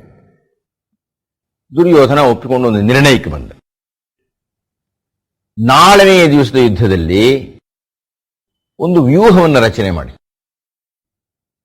ಆ ವ್ಯೂಹ ಅರ್ಜುನನ ಹೊರತಾಗಿ ಯಾರು ಭೇದಿಸಲಿಕ್ಕೆ ಆಗಬಾರದು. ಅರ್ಜುನ ಒಬ್ಬನಿಗೆ ಭೇದಿಸೋ ಸಾಮರ್ಥ್ಯ ಅಸ್ತ್ರವಿದ್ಯೆ ಇರತಕ್ಕಂಥದ್ದು. ಭೇದಿಸದೇ ಇದ್ದರೂ ಸೋತಾಗೆ, ಅರ್ಜುನ ಇಲ್ಲ ಅಂತ ಹೇಳಿ ಧರ್ಮರಾಯನ ಸೆರೆ ಹಿಡ್ಕೊಂಡು ಬಂದರೂ ಸೋತಾಗೆ. ಆದ್ರಿಂದ ನಾಳೆ ಯುದ್ಧವೇ ಮುಕ್ತಾಯ ಆಗಿಬಿಡುತ್ತೆ. ನೀವು ಆ ಕೆಲಸ ಮಾಡ್ತೀರೋ? ನಾನೇ ಕೆಲಸ ಮಾಡ್ತೀನಿ, ಆದ್ರೆ ಅರ್ಜುನನ ಹೊರಗಡೆ ಕಳಿಸ್ಬೇಕು. ಸರಿ, ಹಾಗಾದ್ರೆ ನಾಳೆ ದಿವಸ ಸಮಸಪ್ತಕರು ಅಂತ ಇದ್ದಾರೆ ನಮ್ಮಲ್ಲಿ. ಅರ್ಜುನನಿಗೆ ಮೊದಲಿನಿಂದಲೂ ವಿರೋಧಿಗಳಾಗಿದ್ದವರು ಸಂಸಪ್ತಕರು ಅಂತ ಕರೀತಾರೆ ಅವರು. ಆ ಸಮಸಪ್ತಕರನ್ನ ಬೆಳಿಗ್ಗೆ ಆಗ್ತಾ ಇದ್ದಾಗೆ ಅರ್ಜುನ್ ಜೊತೆ ಯುದ್ಧ ಮಾಡಿ ಅಂತ ಕಳಿಸ್ತೀನಿ. ಅವರು ಅರ್ಜುನ್ ಜೊತೆ ಯುದ್ಧ ಮಾಡ್ತಾ ಮಾಡ್ತಾ ಮಾಡ್ತಾ ಮಾಡ್ತಾ ಮಾಡ್ತಾ ಮಾಡ್ತಾ ಆ ಕಡೆ ರಣರಂಗದಿಂದ ದೂರ ಕೆಳ್ಕೊಂಡು ಹೋಗ್ಬಿಡ್ತಾರೆ. ಅಲ್ಲಿ ಬರೀ 4 ಜನ ಇರ್ತಾರೆ. ಆವಾಗ ನೀವು ಒಂದು ವ್ಯೂಹವನ್ನು ರಚನೆ ಮಾಡಿಬಿಟ್ಟು ಅದರ ಸುದ್ದಿನ ಅವ್ರಿಗೆ ಹೇಳಿ ಕಳಿಸಿದರೆ, ಅಂದ್ರೆ ಆಗಿನ ಕಾಲದ ಯುದ್ಧ ಪದ್ಧತಿ ಹೇಗಿತ್ತು ಅಂದ್ರೆ, ಅವರಾಗಲಿ ಇವರಾಗಲಿ ಇಬ್ಬರೂ ಸೇರಿ ಯಾವುದೋ ಒಂದು ವ್ಯೂಹವನ್ನು ರಚನೆ ಮಾಡೋದು. ಆ ವ್ಯೂಹವನ್ನು ಭೇದಿಸಿಕೊಂಡು ಹೋಗಿ ಯುದ್ಧ ಮಾಡಬೇಕಾಯ್ತು. ಇವರು ಒಂದು ವ್ಯೂಹವನ್ನು ರಚನೆ ಮಾಡಿದ್ರೆ ಇವರು ಭೇದಿಸಬೇಕಾಯ್ತು. ಅದು ಯುದ್ಧದ ನಿಯಮ. ವ್ಯೂಹ ರಚನೆಯಿಂದ ಭೇದಿಸಲಿಕ್ಕೆ ಆಗದೇ ಇದ್ರೆ ಸೋತರು, ಇದು ನಿಯಮ. ಬೆಳಗ್ಗೆ ಎದ್ದಿದೆ, ಅರ್ಜುನನ್ನ ಕರ್ಕೊಂಡು ಹೋಗಿದ್ದಾರೆ. ಪಾಂಡವರ ಪಾಳೆಯಕ್ಕೆ ಕೌರವರ ದೂತ ಬಂದಿದ್ದಾನೆ. ದೂತ ಬಂದು ಹೇಳಿದ್ದಾರೆ, ದುರ್ಯೋಧನ ಹೇಳಿ ಕಳಿಸಿದ್ದಾರೆ, ಸ್ವಾಮಿ ಇವತ್ತಿನ ದಿವಸ ಅವರು ಚಕ್ರವ್ಯೂಹವನ್ನು ನಿರ್ಮಾಣ ಮಾಡಿಬಿಟ್ಟಿದ್ದಾರೆ. ಚಕ್ರವ್ಯೂಹವನ್ನು ಭೇದಿಸಿ ನಮ್ಮ ಜೊತೆ ಯುದ್ಧ ಮಾಡಬೇಕಂತ. ಚಕ್ರವ್ಯೂಹದಲ್ಲಿ ಒಂದು ವೃತ್ತಾಕಾರವಾಗಿದ್ರೆ ಒಂದೊಂದು ಭಾಗದಲ್ಲಿ ಒಬ್ಬೊಬ್ಬ ವೀರ ನಿಂತಿರ್ತಾನೆ. ಆ ಭೇದಿಸ್ಕೊಂಡು ಒಳಕ್ಕೆ ಹೋಗಬೇಕು. ಒಬ್ಬ ವೀರನ್ನು ಸೋಲಿಸಿ ಎಲ್ಲರನ್ನೂ ಸೋಲಿಸಿ ಎಲ್ಲರನ್ನೂ ಗೆದ್ದು ಬರಬೇಕು. ಅದು ಆ ಯುದ್ಧ ನಿಯಮ. ನೀವು ಯಾವಾಗ ಬರ್ತೀರೋ ಬರುವುದು ವ್ಯೂಹ ಸಿದ್ಧ ಆಗಿದೆ. ಧರ್ಮರಾಯ ತನ್ನ ತಮ್ಮಂದಿರ ಜೊತೆಗೆ ಯೋಚನೆ ಮಾಡ್ತಾ ಕೂತ್ಕೊಂಡ, ಈ ಚಕ್ರವ್ಯೂಹವನ್ನು ಯಾರು ಭೇದಿಸೋದು? ಭೀಮ, ನಿಂಗೆ ಗೊತ್ತಾಯ? ನಂಗೆ ಗೊತ್ತಿಲ್ಲಪ್ಪ. ಸಾತ್ವಿಕೆ, ನಿಂಗೆ ಗೊತ್ತಾ? ನಂಗೂ ಗೊತ್ತಿಲ್ಲಪ್ಪ. ಯಾರಿಗೂ ಗೊತ್ತಿಲ್ಲ ಚಕ್ರವ್ಯೂಹವನ್ನು ಭೇದಿಸೋದಕ್ಕೆ. ಗೊತ್ತಿರೋನೊಬ್ಬನೇ, ಅವನು ಅರ್ಜುನ. ಅವನಲ್ಲಿಲ್ಲ, ಅವನು ಸಮಸಪ್ತರ ಜೊತೆಗೆ ಯುದ್ಧಕ್ಕೆ ಹೋಗ್ಬಿಟ್ಟಿದ್ದಾನೆ. ಈಗ ಬಹಳ ದೊಡ್ಡ ಸಮಸ್ಯೆ ಆಯಿತು. ವ್ಯೂಹವನ್ನು ಭೇದಿಸದೆ ಇದು ಸೋತಾಗ್ಬಿಡುತ್ತಲ್ಲ, ಏನ್ ಮಾಡೋದೀಗ? ಹಾಗೆ ಅವರು ಯೋಚನೆ ಮಾಡ್ತಾ ಇದ್ದಾಗ ಅಭಿಮನ್ಯು ಬಂದ. ಅಭಿಮನ್ಯು ಬಂದವನು ಹೇಳಿದ, ದೊಡ್ಡಪ್ಪ, ನನಗೆ ಚಕ್ರವ್ಯೂಹವನ್ನು ಹೇಗೆ ಭೇದಿಸುವುದು ಅಂತ ಗೊತ್ತಿದೆ. ನಾನು ನಮ್ಮ ತಾಯಿಯ ಗರ್ಭದಲ್ಲಿದ್ದಾಗ, ಸುಭದ್ರೆಯ ಗರ್ಭದಲ್ಲಿದ್ದಾಗ ಅರ್ಜುನ ನಮ್ಮಮ್ಮನಿಗೆ ಹೇಳ್ತಾ ಇದ್ದ, ಚಕ್ರವ್ಯೂಹ ಅಂದ್ರೆ ಏನು, ಅದು ಹೇಗಿರುತ್ತೆ, ಎಷ್ಟು ವ್ಯೂಹಗಳಿರುತ್ತೆ ಅದರೊಳಗೆ, ಯಾವ ಕಡೆ ಪ್ರವೇಶ ಮಾಡಿದ್ರೆ ನಾವು ಒಳಕ್ಕೆ ಹೋಗ್ಬಿಡ್ಬೋದು, ಹೇಗೆ ಭೇದಿಸ್ಕೊಂಡು ಹೋಗ್ಬೇಕು, ಇದೆಲ್ಲ ನಮ್ಮಮ್ಮನಿಗೆ ನಮ್ಮಪ್ಪ ಹೇಳ್ತಾ ಇದ್ದ. ಆದ್ರೆ ಏನಾಯ್ತು, ನಮ್ಮಮ್ಮನಿಗೆ ಚಕ್ರವ್ಯೂಹ ಕಟ್ಕೊಂಡು ಏನಾಗಬೇಕಾಗಿದೆ, ನಮ್ಮಮ್ಮ ನಿದ್ದೆ ಮಾಡಕ್ಕೆ ಶುರು ಮಾಡ್ಬಿಟ್ರು. ನಾನು ಗರ್ಭದ ಒಳಗಡೆ ಇದ್ದೆ. ನಮ್ಮಪ್ಪ ಹೇಳೋದೆಲ್ಲ ನಾನು ಕೇಳಿಸ್ಕೊಳ್ತಾ ಇದ್ದೆ. ನಮ್ಮಪ್ಪ ಹೇಳ್ತಾ ಇದ್ದಾನೆ, ಚಕ್ರವ್ಯೂಹದಲ್ಲಿ ಉತ್ತರ ದಿಕ್ಕಿನಲ್ಲಿ ಪದ್ಮಾಕಾರದಲ್ಲಿ ಇರತಕ್ಕಂಥ ಇಂತಹ ದಳವನ್ನು ಭೇದಿಸಿದರೆ ಒಳಕ್ಕೆ ಹೋಗ್ಬೋದು. ನನಗೆ ಬಹಳ ಆಸಕ್ತಿ ಆಯಿತು. ಅಂದೆ ನಾನು. ನಮ್ಮಪ್ಪ ಏನನ್ಕೊಂಡ, ನಮ್ಮ ಅಮ್ಮನೇ ಹೂ ಹೂ ಅಂತಿದ್ದಾನೆ ಅಂತ ಹೇಳಿದ್ದೆ. ಒಳಕ್ಕೆ ಹೋಗೋದು ಹೇಗೆ ಅಂತ ಹೇಳ್ಬಿಟ್ಟ. ಆಮೇಲೆ ಯಾಕೋ ನಮ್ಮಮ್ಮನ ಮುಖ ನೋಡಿದ. ನಮ್ಮಮ್ಮ ಅಂದು ಹೊರಗೆ ಹೊಡಿತಾ ಇದ್ದಾಳೆ. ಸುಭದ್ರಾ ಅಂದ. ಅವಳಲ್ಲಾಡ್ಲಿಲ್ಲ. ಮತ್ತೆ ಹೂ ಅಂತ ಇರೋದು ಯಾರು ಅಂತ ಕೊನೆಗೆ ಹೊಟ್ಟೆ ಇರೋ ನಾನು ಅಂತ ಗೊತ್ತಾಯ್ತು. ಹುಟ್ಟೋಕ್ ಮುಂಚೆನೇ ಇಷ್ಟು ಕಲಿತಾ ಇದ್ದಾನಲ್ಲ, ಹುಟ್ಟಿದ್ಮೇಲೆ ಇನ್ನೆಷ್ಟು ಕಲಿತಾನೆ, ಮಹಾ ಕಷ್ಟ ಆಗುತ್ತೆ ಅಂತ ಕಾಣುತ್ತೆ, ಸಾಕು ಅಂತ ಹೋಗ್ಬಿಟ್ಟ ಅವನು. ಹೀಗಾಗಿ ನನಗೆ ಅರ್ಧ ಗೊತ್ತಿದೆ ಈಗ. ಚಕ್ರವ್ಯೂಹವನ್ನು ಹೇಗೆ ಪ್ರವೇಶ ಮಾಡಬಹುದು ಅಂತ ಗೊತ್ತು, ಹೊರಗೆ ಬರೋಕ್ ಗೊತ್ತಿಲ್ಲ, ದಾರಿ ಗೊತ್ತಿಲ್ಲ ನನಗೆ. ಆದ್ರಿಂದ ದೊಡ್ಡಪ್ಪ, ನಿಮ್ಮ ಮರ್ಯಾದೆ ಉಳಿಯಬೇಕಾಗಿದ್ದರೆ ನೀವು ಈ ದಿವಸದ ಯುದ್ಧದಲ್ಲಿ ಸೋಲಕೂಡದಾದರೆ ನಾನು ಭೀಸ್ಕೊಂಡು ಒಳಕ್ಕೆ ಹೋಗ್ಬಿಡ್ತೀನಿ. ಹೊರಗೆ ಬರೋದು ನನಗೆ ಗೊತ್ತಿಲ್ಲ, ಹೊರಗೆ ಹೇಗೆ ನೀವು ಕರ್ಕೊಂಡು ಬರ್ತೀನಿ ಅಂತ ನೀವು ತೀರ್ಮಾನ ಮಾಡಬೇಕು. ಅದಕ್ಕೆ ಭೀಮ ಹೇಳ್ದ, ಅದಕ್ಕೆ ಒದ್ದಾಡಬೇಕಾದಿಲ್ಲ, ಒಳಗೆ ನೀನು ಹೋಗೋದು ನಿನ್ನ ನಾವು ಬಂದ್ಬಿಡ್ತೀವಿ. ಒಳಗೆ ಹೋಗ್ತಿದ್ದಾಗ ಸ್ಕೆಚ್ ಹಾಕೋಣ ಎಲ್ರೂ, ಆಮೇಲೆ ಹೊರಗೆ ಬಂದ್ಬಿಡೋಣ. ಆಗ್ಬೋದು. ಭೀಮ, ಸಾತ್ವಿಕಿ, ಭೂರಿಶ್ರವ ಎಲ್ಲರೂ ಸುಮಾರು 100 ಜನ ಬಿಲ್ಲಾಳುಗಳು ಅಭಿಮನ್ಯುವನ್ನು ಮುಂದಿಟ್ಕೊಂಡು ಬಂದರು. ಎಲ್ಲರೂ ಅಭಿಮನ್ಯು ವ್ಯೂಹವನ್ನ ಪ್ರವೇಶಿಸಿದ. ಅವನು ಗೊತ್ತು ಹೇಗೆ ಹೋಗಬೇಕು ಅಂತ. ಅವನು ಪ್ರವೇಶಿಸಿದ. ಅವನ ಹಿಂದೆ ಭೀಮ ನುಗ್ಗಲಿಕ್ಕೆ ಹೊರಟ. ಈ ಸೈಂಧವ ಅಲ್ಲಿ ನಿಂತುಕೊಂಡ. ಸೈಂಧವ ಈಶ್ವರನಿಂದ ವರ ತಗೊಂಡಿದ್ದು ನಮಗೆ ಜ್ಞಾಪಕ ಇದೆ. ಒಂದು ದಿವಸದ ಮಟ್ಟಿಗೆ ಅವನು ಪಾಂಡವರನ್ನು ಗೆಲ್ಲಬಹುದು. ಈಶ್ವರ ವರವನ್ನು ಕೊಟ್ಟು ಒಂದು ಜಪಮಾಲೆಯನ್ನು ಕೊಟ್ಟಿದ್ದ. ಸೈಂಧವ ಹೇಳಿದ, ನೀವು ಯಾರು ನನ್ಗೆ ಗೆಲ್ಲೋಕ್ಕಾಗಲ್ಲ ಇವತ್ತಿನ ದಿವಸ. ಅಭಿಮನ್ಯು ಒಳಕ್ಕೆ ಹೋಗ್ಬಿಟ್ಟಿದ್ದಾನೆ. ಯಾರೊಳಕ್ಕೆ ಹೋಗ್ತಿರ್ರಿ, ಈ ಜಪಮಾಲೆ ಹಾಕಿಬಿಟ್ಟಿದ್ದೇನೆ, ಇದನ್ನು ದಾಟಿಕೊಂಡು ಯಾರು ಹೋಗೋ ಹಾಗಿಲ್ಲ ನೀವು ಅಂತ ಹೇಳಿದ. ಜಪಮಾಲೆ ಇಡೀ ಚಕ್ರವ್ಯೂಹವನ್ನು ಆವರಿಸಿಬಿಡ್ತು. ಅಭಿಮನ್ಯು ಒಳಕ್ಕೆ ಹೋದ ಮೇಲೆ ಭೀಮನಾಗಲಿ ಯಾರೇ ಆಗಲಿ ಒಳಕ್ಕೆ ಹೋಗೋದಕ್ಕೆ ಹೋದರೆ ಆ ಜಪಮಾಲೆಯಿಂದ ಬೆಂಕಿ ಹಿಡ್ಕೊಂಡ್ಬಿಡು, ಆಕಾಶ ತನಕ ವ್ಯಾಪಿಸ್ಬಿಡ್ತು. ನುಗ್ಗುತ್ತಾ ಇದ್ದಾರೆ, ಬೆಂಕಿ ಹೊಡೆಯುತ್ತೆ, ಹಿಂದಕ್ಕೆ ಬರ್ತಾ ಇದ್ದಾರೆ, ನುಗ್ಗುತ್ತಾ ಇದ್ದಾರೆ, ಹಿಂದಕ್ಕೆ ಬರ್ತಾ ಇದ್ದಾರೆ. ಅದಕ್ಕಾಯ್ತಲ್ಲ ಅಭಿಮನ್ಯು ರಕ್ಷಣೆ ಕೊಡ್ತಕ್ಕಂಥ. ಅಭಿಮನ್ಯು ಒಳಕ್ಕೆ ಹೋದ. ಒಳಗೆ ಹೋದ ಮೇಲಿನ ಕಥೆ ಏನಾಯಿತು ಅನ್ನೋದನ್ನು ನಾವು ಕರ್ಣನ ಪಾತ್ರವನ್ನು ಯೋಚನೆ ಮಾಡಿದಾಗ ಚಿಂತನೆ ಮಾಡೋಣ. ಈ ಸೈಂಧವನ ವಿಷಯಕ್ಕೆ ಬರೋಣ ಮತ್ತೆ. ಆ ದಿವಸ ಬೆಳಗ್ಗಿನಿಂದ ಸಂಜೆಯ ತನಕ ಉಳಿದ ಪಾಂಡವರು ಎಷ್ಟೇ ಪ್ರಯತ್ನ ಪಟ್ಟರೂ ಆ ಜಪಮಾಲೆಯನ್ನು ದಾಟಿ ಚಕ್ರವ್ಯೂಹದ ಒಳಕ್ಕೆ ಹೋಗಿ ಅಭಿಮನ್ಯುವಿಗೆ ಸಹಾಯ ಮಾಡಲಿಕ್ಕೆ ಸಾಧ್ಯ ಆಗಲೇ ಇಲ್ಲ. ಕೊನೆಗೆ ಸಂಜೆಯ ಹೊತ್ತಿಗೆ ಅಭಿಮನ್ಯು ಸತ್ತ. ಬಹಳ ದಾರುಣವಾದ ಸಾವು. ಅದನ್ನು ನಾನು ಕರ್ಣನ ಪಾತ್ರದಲ್ಲಿ ಮಾತಾಡ್ತೀನಿ. ಅದರಿಂದ ಏನಾಯಿತು ಅಂದರೆ, ವ್ಯೂಹವನ್ನು ಭೇದಿಸಿ ಯುದ್ಧ ಮಾಡಿದ್ದರಿಂದ ಪಾಂಡವರು ಸೋಲಲಿಲ್ಲ. ಯುದ್ಧ ಇಲ್ಲಿ ಮುಂದುವರಿತಾ ಇರೋದ್ರಿಂದ ಧರ್ಮರಾಯನ ಸೆರೆ ಹಿಡಿಯಲಿಕ್ಕೂ ಆಗಲಿಲ್ಲ. ಹೀಗಾಗಿ ಪಾಂಡವರು ಸೋಲಲಿಲ್ಲ. ಆದರೆ ಅಭಿಮನ್ಯು ಸತ್ತ. ಅಲ್ಲಿ ಸಮಸಪ್ತಕರ ಜೊತೆಗೆ ಯುದ್ಧ ಮಾಡಿ ಅವರನ್ನೆಲ್ಲ ಸಂಹಾರ ಮಾಡಿ ಅರ್ಜುನ ವಾಪಸ್ಸು ಬರ್ತಾ ಇದ್ದಾಗ ಕೃಷ್ಣನಿಗೆ ಅನ್ನಿಸ್ತು, ಇದ್ದಕ್ಕಿದ್ದಾಗೆ ಹೋಗಿ ಅಭಿಮನ್ಯು ಸತ್ತ ಅಂತ ಅರ್ಜುನನ ಕಿವಿಗೆ ಬಿದ್ದರೆ ಎದೊಡೆದೋಗ್ಬಿಡುತ್ತವನಿಗೆ. ಆದರೆ ತಯಾರು ಮಾಡೋಣ ಅಂತ ಹೇಳಿ ಅರ್ಜುನಿಗೆ ಕೃಷ್ಣ ಹೇಳಿದ, ನೋಡಯ್ಯ, ಸ್ವಲ್ಪ ದೂರ ಇದೆ ಆ ಯುದ್ಧ ಭೂಮಿಯ ಗುಡಾರಕ್ಕೆ ಹೋಗತಕ್ಕದ್ದು, ಇಲ್ಲೆಲ್ಲರೂ ಸ್ವಲ್ಪ ಸ್ನಾನ ಮಾಡ್ಕೊಂಡು ಹೋಗೋಣ. ಸಾಮಾನ್ಯವಾಗಿ ದುಃಖವಾದಾಗ ಸ್ನಾನ ಮಾಡಿದರೆ ಸ್ವಲ್ಪ ಸಮಾಧಾನವಾಗುತ್ತೆ. ಅರ್ಜುನ ಕೃಷ್ಣ ಇಬ್ಬರು ಕೊಳದಲ್ಲಿ ಇಳಿದರು. ಅರ್ಜುನ ಅಷ್ಟು ದೂರದಲ್ಲಿ ಮುಳುಗಿದ್ದವನು ಎದ್ದಾಗ ಕೃಷ್ಣ ಮೆಲ್ಲಿಗೆ ಹೇಳಿದ, ಅಭಿಮನ್ಯು ಸತ್ತ ಅಂತ ಹೇಳಿ ಮುಳುಗಿಬಿಟ್ಟ. ಅವನು ಕೇಳಿಸ್ಕೊಂಡ. ಅವನು ಅಭಿಮನ್ಯು ಸತ್ತ, ನನ್ನ ಮಗ ಸತ್ತ. ಹೇ ಕೃಷ್ಣ ಅಂತ ಕೂಗುದ. ಏನಪ್ಪಾ ಅಂತಂದೆ, ಏನು ಅಶರೀರವಾಣಿ ಆಯ್ತಯ್ಯ, ಅಭಿಮನ್ಯು ಸತ್ನಂತೆ. ಹೌದಾ, ಸತ್ತಿರ್ಬೋದು, ಗೊತ್ತಿಲ್ಲ. ಯುದ್ಧದಲ್ಲಿ ಯಾರು ಸಾಯ್ತಾರೆ ಏನು ಗೊತ್ತಿಲ್ಲ.